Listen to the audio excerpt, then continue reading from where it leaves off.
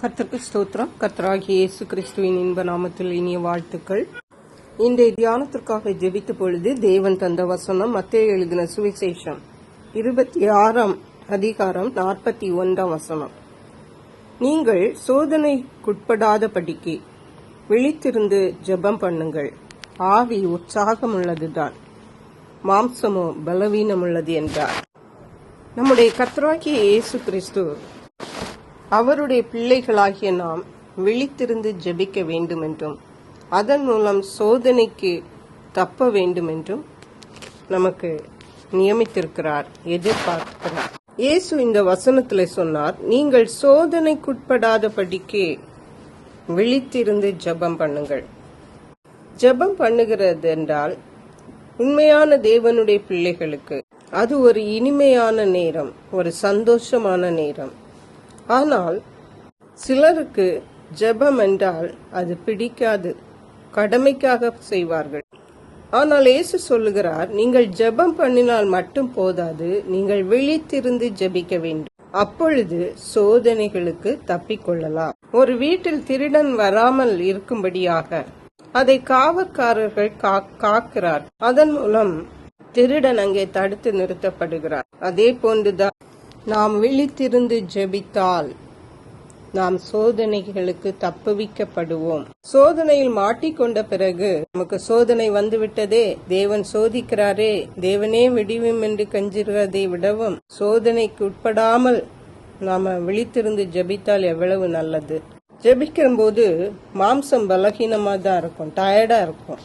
ஆனால் ஆவி உற்சாகமா இருக்கும் என்பதை நாம் மறந்து போகக்கூடாது. முந்தின வசனத்திலே இயேசு சொன்னார், சீஷர்களை பார்த்து இயேசு அவர் சீஷர்களிடத்தில் வந்து அவர்கள் நித்திரை பண்ணுகிறதை கண்டு பேதுருவை நோக்கி, நீங்கள் 1 மணி நேரமாவது என்னோட கூட விழித்திருக்க கூடாதா? பாருங்கள், இங்கே இயேசு 1 மணி நேரம் என்று குறிப்பிடுகிறார். சிலர் ஜெபத்திற்கு டைம் செட் பண்ணி வைப்பாங்க, 1 மணி நேரம், 2 மணி நேரம், 3 மணி நேரம் என்று, அல்லது 10 நிமிஷம். அதன்படி செட் பண்ணி அதன்படி ஜெபிப்பார்கள். சிலர் டைம் செட் பண்ண மாட்டார்கள். டைம் எதற்கு செட் பண்ண வேண்டும்? நேரம் நாம் வைக்காமலே நாம் ஜெபித்து விடலாம் என்று சொல்லி ஜெபிப்பார்கள். ஆனால் நாட்கள் போக போக அவர்கள் ஜெபமே இல்லாமல் ஆகிவிடும். ஜெபம் பண்ணுவதே அவர்களுக்கு கடினமாக தோன்றும். அருமையான கர்த்தருடைய பிள்ளைகளை, இயேசுவே சொல்லுகிறார், மினிமம் குறைந்தபட்சம் 1 மணி நேரமாவது ஜெபிங்கள். குறைந்தபட்சம் 1 மணி நேரமாவது அனுதினமும் நான் கர்த்தருடைய சமூகத்தில் காத்திருப்போம், விழித்திருப்போம், சோதனைகளில் நின்று விடுவிக்கப்படுவோம்.